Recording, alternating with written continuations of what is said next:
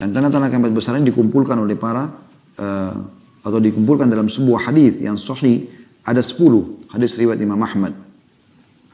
Kata Nabi SAW, Inna sa'ata la takunu hatta takuna 10 ayat. Sebenarnya kiamat yang besar sekali, ya, hidupnya sangkakala, kemudian hancurnya semua planet-planet bertabrakan, semua akan hilang, ya, dan tersisa hanya Allah Subhanahu wa taala dan yang Allah inginkan dari surga dan penghuninya, dari bidadari, bidadara, pelayan, semua itu mereka tentu yang Allah inginkan itu semua mungkin, ya. Karena Allah mengatakan dalam ayat, nanti akan kita bacakan ayatnya, pada saat hidup sangkakala maka semua yang di langit dan di bumi akan meninggal, hancur, kecuali yang Allah inginkan.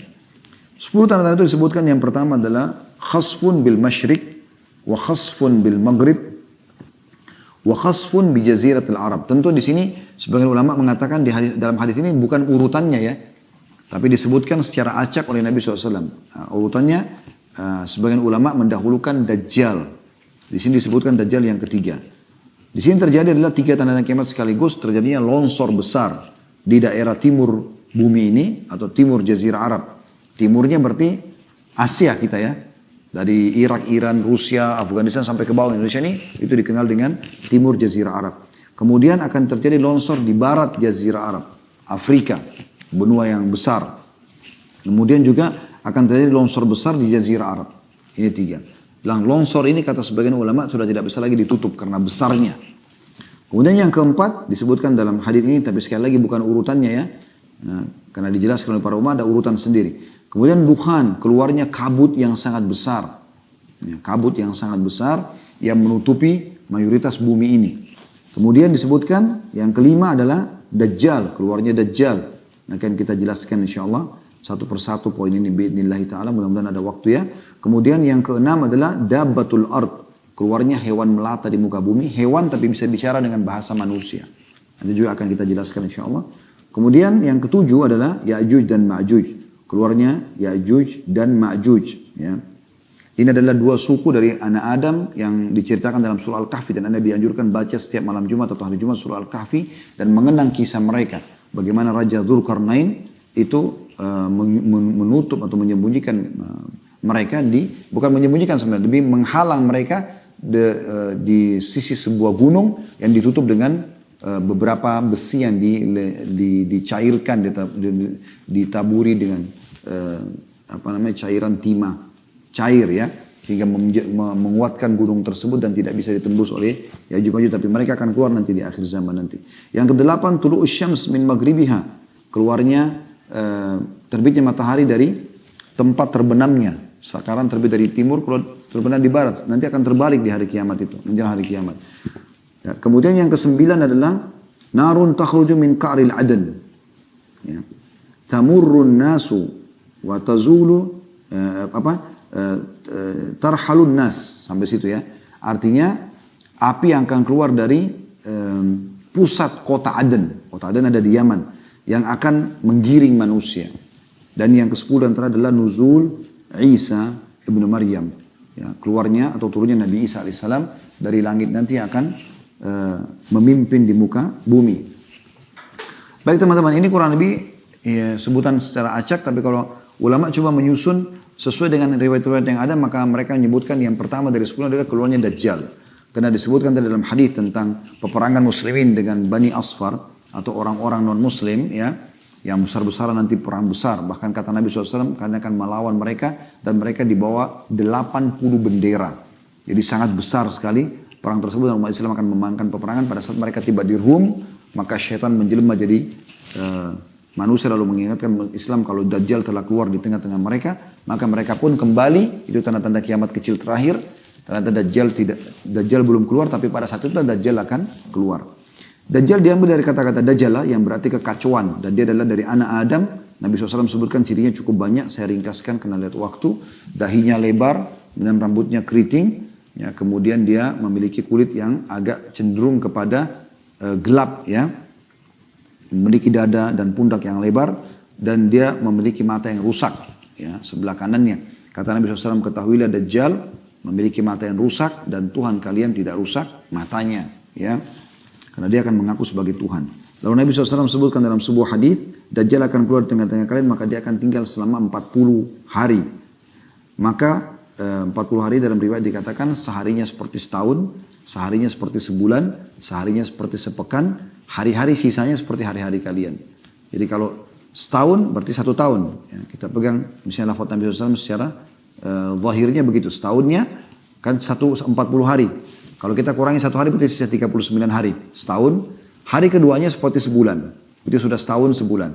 Hari ketiganya seperti sepekan. Berarti setahun, sebulan, sepekan. Kalau dikurangi 3 hari dari 40 hari, sisa 37 hari. Ini sebulan sepekan tepatnya. Ya, 37 hari. Berarti setahun, 2 bulan, 2 pekan, dia akan membuat kerusakan di muka bumi. Lalu kata Nabi SAW, tidak ada tempat pun di muka bumi kecuali dia akan lalui. Dan orang-orang yang dilewatin wilayahnya, ya, yang beriman padanya maka wilayahnya akan subur, mengaku dia sebagai Tuhan. Yang tidak mengaku dia sebagai Tuhan maka akan sulit, peceklik, akan susah hidup mereka. Ya. Dajjal terus saja mengelilingi muka bumi kecuali Mekah dan Madinah. Dia tidak bisa masuk. Kata Nabi SAW, dia akan tiba di Madinah dan dia akan mengajak pengikutnya naik ke atas sebuah gunung. Lalu dia menunjuk ke arah masjid Nabi SAW sekarang sambil mengatakan, apakah kalian lihat istana putih itu?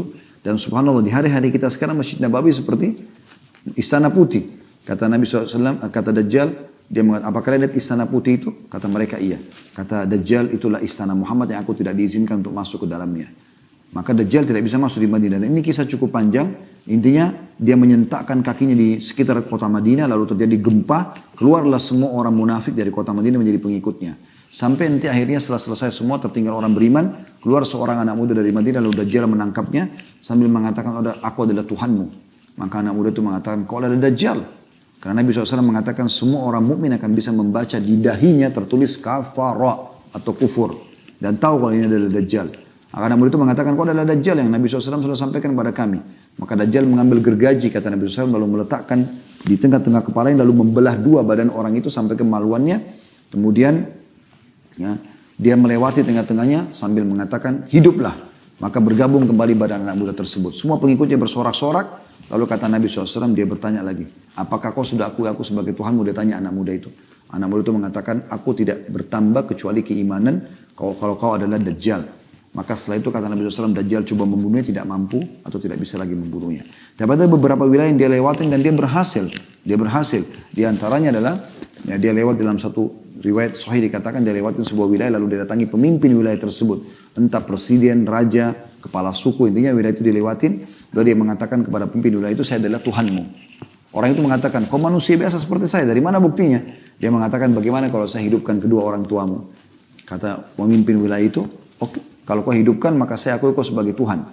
Maka setelah itu pun, ya Dajjal mengatakan tunjukkan di mana kuburannya. Begitu ditunjukkan lalu Dajjal mengatakan keluarlah.